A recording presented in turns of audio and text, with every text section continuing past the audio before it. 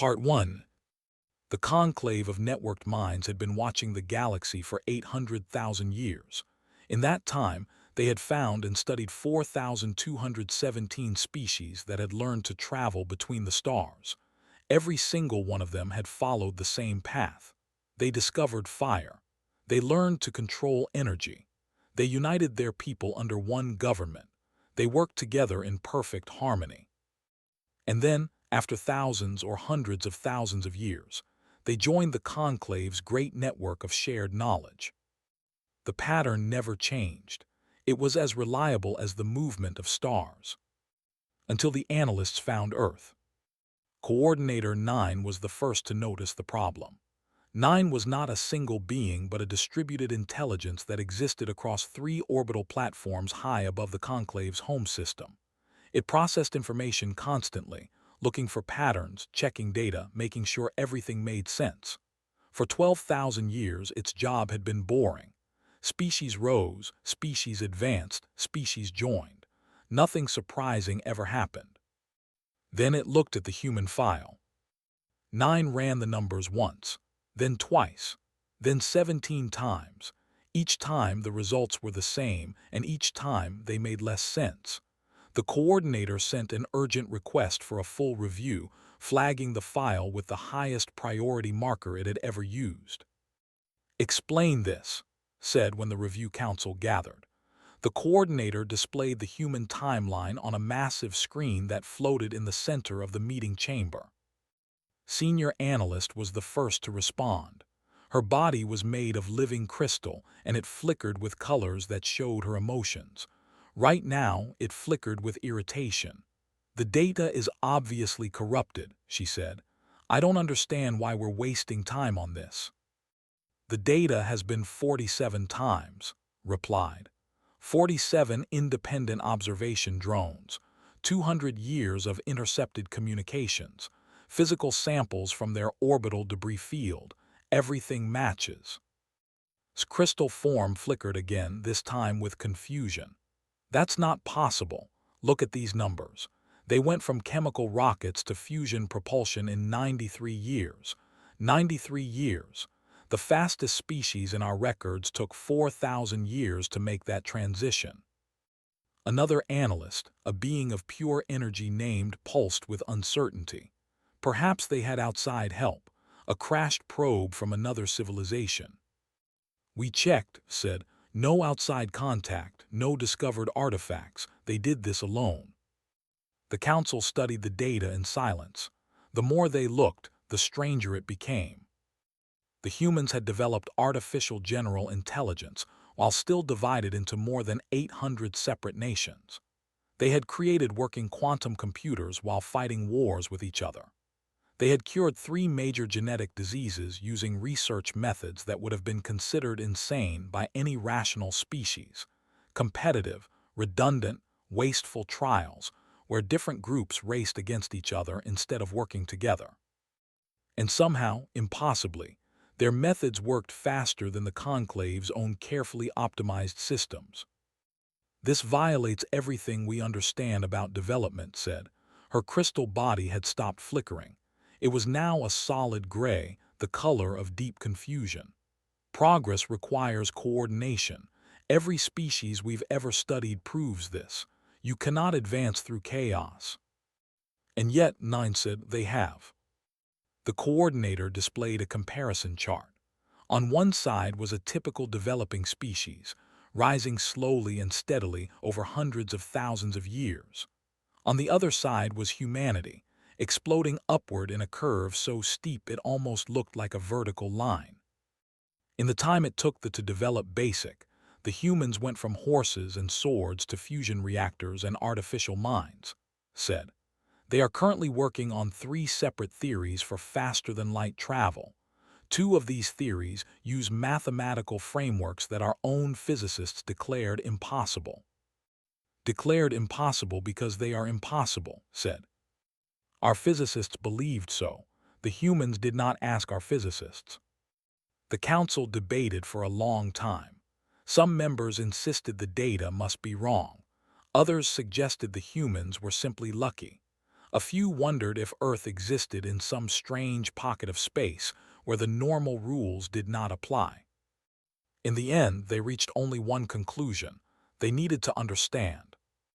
The conclave dispatched its first formal study team to the Sol system. The team included specialists from 12 different species, all of them experts in and development theory. Their mission was simple: observe the humans, study their methods, and explain how a species that couldn't agree on basic facts had somehow become the fastest developing civilization in galactic history. The study team arrived at the edge of the Sol system and began their work. They intercepted communications. They analyzed broadcasts. They observed human cities from orbit and watched their strange, divided world go about its business. What they found only deepened the mystery. The humans were not united. They were not even close to united. They argued about everything. Their governments fought with each other. Their companies competed instead of cooperating. Their scientists worked in separate groups that often refused to share information, each racing to make discoveries before the others. By every measure the conclave used, this should have been a recipe for failure. Redundant effort meant wasted resources. Competition meant conflict. Lack of coordination meant inefficiency. A species that operated this way should have collapsed long ago, destroyed by its own inability to work together. Instead, the humans were thriving. Observer Thin Lattice, a collective being made of thousands of tiny interconnected organisms, was the first to notice something important. "Look at their failure rate," Thin Lattice said during a team meeting. "It's extraordinarily high. Their research projects fail far more often than any coordinated species would tolerate." "That proves our point," another team member said. "Their methods are wasteful." "No," Thin Lattice replied. "Watch what happens after the failures." The team watched. They studied human research programs over decades. They saw projects fail again and again. They saw money wasted, careers ruined, resources burned on ideas that went nowhere. But they also saw something else. They saw the failures being studied, analyzed, discussed. Each dead end taught lessons that spread through the human scientific community. When one group failed, others learned from their mistakes. The failures weren't just failures, they were information. Every crash, every wrong turn, every expensive disaster added to a pool of knowledge that everyone could access. And because so many groups were trying so many different things, the successful discoveries came faster than they would have with a single coordinated effort. "They've weaponized failure," Thin Lattice said, trying to process what they were seeing. "They're not trying to avoid mistakes. They're trying to make as many mistakes as possible, as quickly as possible, so they can learn from them." "That's insane," said when she received the report. "No rational species would design a system like this." "They didn't design it," observed. "It emerged. Their biology, their psychology, their social structures, everything about them is built for competition. They can't help it, it's who they are." "Then how do they survive? How do they not destroy themselves?" 9 considered the question carefully before answering. Perhaps because they know they might. Perhaps that knowledge drives them to run faster. The conclave had spent 800,000 years building careful, coordinated systems. They had eliminated waste. They had optimized everything. They had made progress steady, predictable, and safe. The humans had done the opposite. They had embraced chaos. They had accepted waste. They had built a civilization on the understanding that most efforts would fail, that most ideas were wrong, and that the only way to find the right answers was to try everything and see what survived. It was inefficient, it was dangerous, it was completely irrational. And it was working better than anything the conclave had ever built. 9 looked at the latest projections and felt something it had not felt in 12,000 years of existence: uncertainty. If the humans continued at their current pace, they would match the conclave's technology within 3 centuries. Within 5, they would surpass it. The coordinator added a note to the file. one that would be read by every member of the conclave's leadership council. We have found something new. We do not yet understand it, but we must, because if we do not, they will leave us behind. For the first time in 800,000 years, the conclave of networked minds faced a civilization that did not follow the rules. And the rules were about to change. Part 2. Doctor had spent 30 years working in pharmaceutical research, and she thought she had seen everything. She had watched drugs succeed and fail. She had fought with funding committees and celebrated breakthrough discoveries. She had lost colleagues to burnout and gained new ones who brought fresh ideas. But she had never expected to explain her job to an alien floating in her laboratory. The translation sphere hovered in front of her desk, about the size of a grapefruit, glowing with a soft blue light. Inside it, she knew, were sensors and communication devices that connected to the conclave study team orbiting far above Earth. They had been asking questions for 3 hours and was starting to enjoy herself. "Let me make sure I understand," she said, leaning back in her chair. "You're telling me that when your species develops a new medicine, you have one committee design one trial, run it once, and accept the results. Is that right?" The sphere pulsed. "Correct. Redundancy introduces inefficiency. Our coordination protocols ensure optimal resource allocation. Each research project is assigned to the team most qualified to complete it. They develop the methodology, execute the study, and publish their findings. The system has served us well for hundreds of thousands of years." Laughed, not a polite laugh but a genuine one, the kind that came from deep surprise. "One trial, one chance. What happens if they make a mistake?" "Mistakes are rare. Our teams are carefully selected and extensively trained. But they happen sometimes, right? Nobody's perfect." The sphere flickered, which had learned meant the beings on the other end were conferring. "Occasionally, yes. When errors occur, the project is reassigned to another qualified team, and the process begins again." "How long does that take?" "Typically between 50 and 200 years, depending on the complexity of the problem." Stared at the sphere for a long moment. Then she turned to her computer and pulled up a file. "See this drug? It treats a rare form of childhood leukemia, a type of blood cancer that affects young people. Want to know how we developed it?" "Please proceed." 37 pharmaceutical companies raced to create it, not together, against each other. Each one had their own research teams, their own approaches, their own ideas about how to solve the problem. Most of them failed. Some failed so badly they went out of business. The failures cost billions of dollars and years of work. She paused, watching the sphere for a reaction.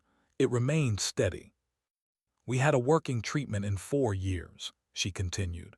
4 years from the first serious research effort to a drug that saved children's lives. Want to know why?" "That information would be valuable, yes." Smiled. "Because failure wasn't the end. It was the beginning. Every company that failed published their results, sometimes because they wanted to, sometimes because other scientists figured out what they'd tried and shared it anyway. Every dead end taught the others where not to go. Every mistake was a signpost that said, wrong direction. By the time the winning company found the answer, they had a map made of everyone else's failures showing them exactly where to look." The sphere was silent for a long time. When it spoke again, its tone had changed slightly, less certain than before. "This system seems extraordinarily wasteful. 37 efforts to accomplish what one focused team could achieve. One focused team might have taken 40 years, or they might have gone down the wrong path early and never recovered. We'll never know because we didn't wait to find out. We threw everything at the problem and let the winners rise to the top." The conversation continued for another hour. Explained clinical trials, the patent system, the constant competition between universities and corporations. She talked about how scientists sometimes refused to share data and how other scientists simply recreated their work independently and published improvements. She described the grant system, where researchers competed for funding by promising results they weren't sure they could deliver. By the end, the sphere seemed genuinely confused. Your entire system is based on competition, it said. But competition creates conflict. Conflict destroys cooperation. How do you maintain social stability? Thought about the question carefully. We don't always, she admitted. We've had wars, terrible ones. We've had periods where everything seemed to be falling apart. But here's the thing, competition also creates pressure, and pressure creates innovation. When you're trying to beat someone else, you take risks you'd never take if you were just trying to get along. But surely coordination would allow you to achieve the same results without the waste, without the conflict. Maybe, said, maybe if we all work together perfectly we do just as well, but we can't. We're not built for it. We evolved on a planet where resources were scarce and survival was uncertain. Our ancestors competed for food, for mates, for territory. That competitive drive is wired into us. We couldn't turn it off if we tried. She paused, then added, and honestly, I'm not sure we'd want to. Something about competition brings out our best. When someone tells us something is impossible, we want to prove them wrong. When someone else is trying to beat us, we run faster than we knew we could. The study team spent 11 months on Earth, interviewing humans from every field they could find. They talked to scientists and artists, soldiers and teachers, politicians and farmers. They studied universities where rival departments fought for prestige. They observed corporations that competed viciously in the marketplace, but then hired each other's employees, spreading knowledge through the movement of people rather than the sharing of files. Observer Thin Lattice found the breakthrough they were looking for in an unexpected place: the history of aviation. Thin Lattice spent weeks studying how humans had learned to fly. The records showed hundreds of inventors working on the problem simultaneously, all around the world. Most of them failed. Many crashed their experimental aircraft. Some died in the attempts. The waste of resources and lives was staggering by conclave standards. But then Thin Lattice noticed something crucial. The Wright brothers, the two men who eventually succeeded, had studied every failure they could find. They read about Otto, who died in a glider crash but whose careful documentation of wing designs influenced everyone who came after. They learned from Samuel Langley's expensive disasters. They studied the work of Octave, who collected and published information from inventors around the world, including those who would never have willingly helped their competitors. The Wright brothers succeeded not despite the chaos of competing inventors, but because of it. The ecosystem of rivalry had generated more useful information than any cooperative venture could have, because people trying to beat each other took risks that people trying to help each other never would. They don't just tolerate failure, Thin Lattice reported to the study team. They depend on it. Their entire system is designed to produce as many failures as possible, as quickly as possible, because each failure creates information that helps others succeed. But surely there's a limit, another observer said. Surely there must be a point where the waste becomes too great. Thin Lattice considered the question. Perhaps, but they haven't found it yet, and in the meantime they're advancing faster than any species we've ever encountered. The final report from the study team was long and detailed, full of observations and analysis. But the core conclusion could be summarized in a single sentence. The humans had built a civilization that ran on organized chaos, and somehow it was working better than order ever had. Coordinator 9 read the report 17 times. Each reading revealed new implications, new questions, new problems. The conclave had spent 800,000 years perfecting coordination. They had eliminated redundancy, optimized resource allocation, and created systems where every effort contributed to the whole. Their progress had been steady and reliable. And it had been slow. The humans had done something different. They had accepted waste as the price of speed. They had embraced competition as the engine of innovation. They had built a system where failure was not a disaster but a resource, where rivalry drove people to take risks they never would have taken alone, where chaos somehow produced results that order could not match. 9 added a note to the file. We have optimized for efficiency. They have optimized for discovery. We need to decide if we have been solving the right problem. The conclave of networked minds had many decisions to make. Part 3. The report from the study team created a crisis, unlike anything the conclave had experienced in living memory. For 300 years, the various factions debated what to do about humanity. Some argued for immediate action.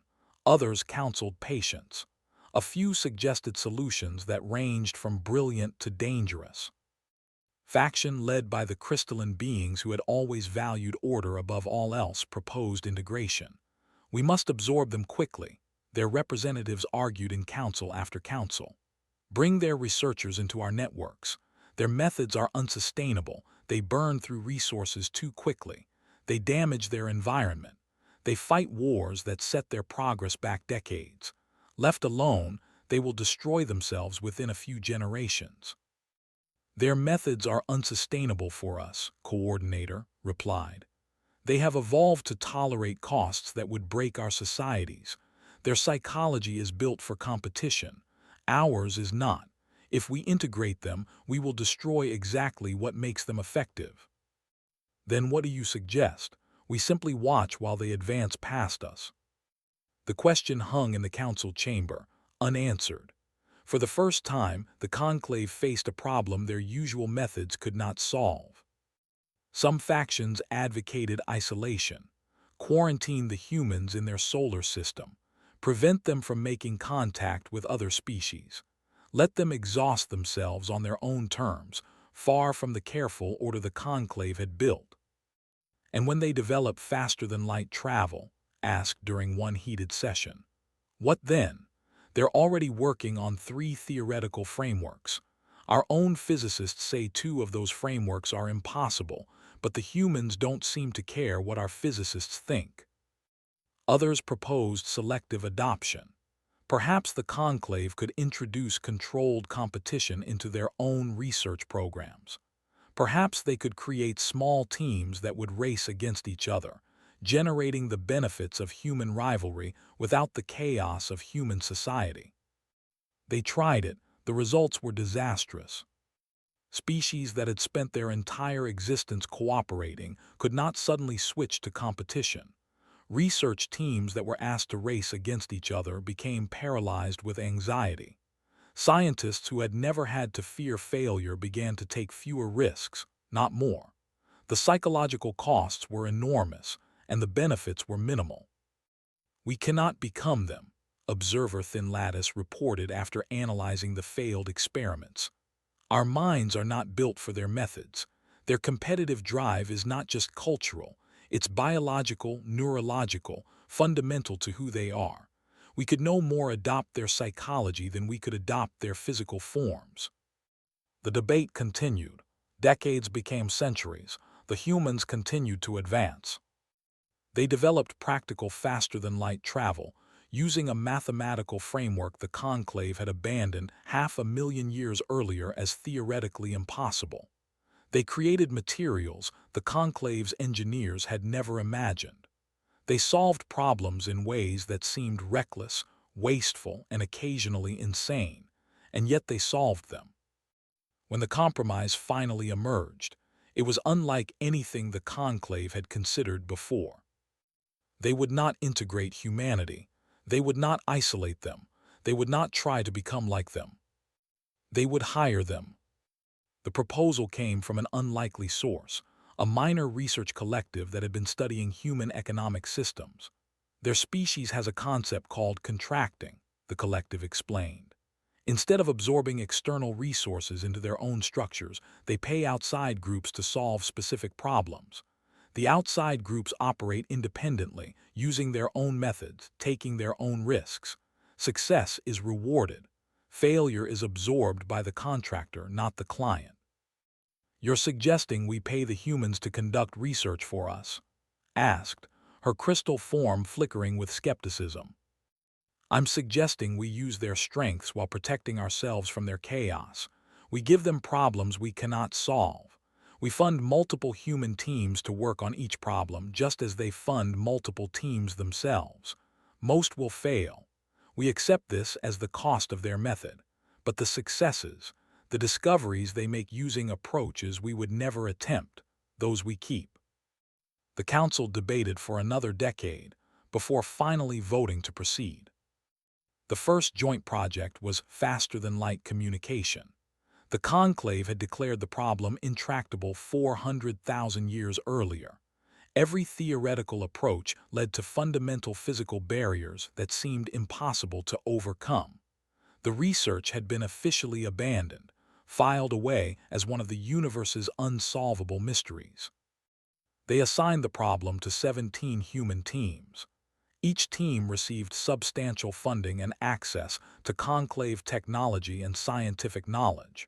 They were given complete freedom to pursue whatever approaches they wanted, using whatever methods they chose. No coordination, no oversight, pure, uncontrolled competition. The conclave watched with a mixture of hope and horror as the human teams began their work. Within the first year, 3 teams had failed spectacularly. Their approaches collapsed, their funding was exhausted, and their scientists returned to other work. The conclave's observers noted each failure carefully, wondering if this was where the human method would finally break. But it didn't break. The surviving team studied the failures, extracted useful information from the wreckage, and adjusted their own approaches. 2 more teams collapsed in the second year, but the knowledge they had generated spread through the human scientific community, benefiting teams they had been competing against. By the third year, the field had narrowed to 7 serious contenders. By the 5th year, only 4 remained. 2 of those were declared favorites, working on approaches that seemed most likely to succeed based on conventional physics. The solution came in the 11th year, from neither of the favorites. Team 9 had been struggling for years, pursuing an approach that their own preliminary data suggested was probably wrong. Their funding had nearly been cut twice. 3 of their senior scientists had quit in frustration. By every reasonable measure, they should have given up. They didn't. In their 9th year, they found something unexpected in their data, a tiny anomaly that didn't fit their theory. Most teams would have dismissed it as experimental error. Team 9 became obsessed with it. They spent 2 years chasing an explanation, convinced that the anomaly held the key to something important. They were right. The solution they discovered used a mathematical framework that combined elements from 3 different theoretical approaches, including one from a team that had failed in year 2. It worked not because it was elegant or efficient, but because it was stubbornly, recklessly creative. It combined ideas that no coordinated research program would have put together, because no coordinated program would have pursued so many dead ends far enough to find the pieces that actually fit. When the announcement came, Coordinator spent 3 days simply reviewing the results. The mathematics was strange but sound. The experimental verification was solid. After 400,000 years of failure, the conclave could now communicate instantaneously across any distance. 9 added a note to the project file, one that would eventually be quoted in every major archive the conclave maintained. "We optimized for efficiency. They optimized for discovery. We were not solving the same problem." Over the following centuries, the partnership expanded. The conclave continued to develop their own research programs using their traditional methods, but they also maintained a steady flow of problems to human research teams. Some problems were solved quickly. Others took decades. Many were never solved at all. But the successes accumulated. Human teams discovered new energy sources, new materials, new medical treatments, new mathematical frameworks. They solved problems the conclave had abandoned as impossible and found solutions to questions the conclave had never thought to ask. Their methods remained chaotic, wasteful, and often painful to watch. And they remained effective. The formal analysis took another 500 years, but eventually the conclave reached a conclusion that their founders would have found unthinkable.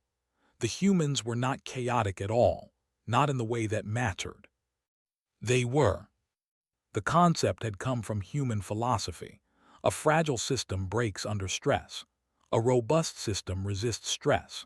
And system grows stronger through stress. The humans had built a civilization that used failure as fuel, competition as motivation, and chaos as a source of creativity. The conclave had spent nearly 1,000,000 years building systems that couldn't afford to be wrong. Every process was optimized, every risk minimized, every outcome carefully controlled.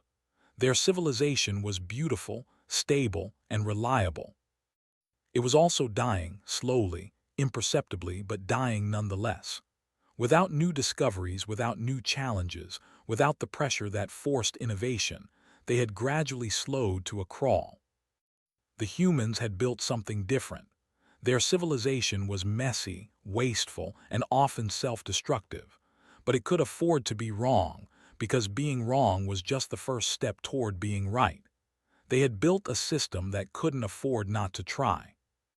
The last entry in the official Conclave Report on Humanity was written by Coordinator 9, who had followed the project from the beginning and would continue following it for thousands of years to come. For 800,000 years, we believed we had discovered the optimal path to advancement. We were wrong. There is no single optimal path. There are only different paths that lead to different strengths. We have order, they have chaos. We have stability, they have growth. We have the wisdom of age, they have the energy of youth. Separately, we each lack something essential. Together, we may finally become complete. The report was archived, classified, and distributed to every member of the Conclave's Leadership Council. And somewhere in the Sol system, a young human researcher, who had never heard of the Conclave and wouldn't for another 50 years, started work on an experiment that everyone said was impossible. She believed she could prove them wrong.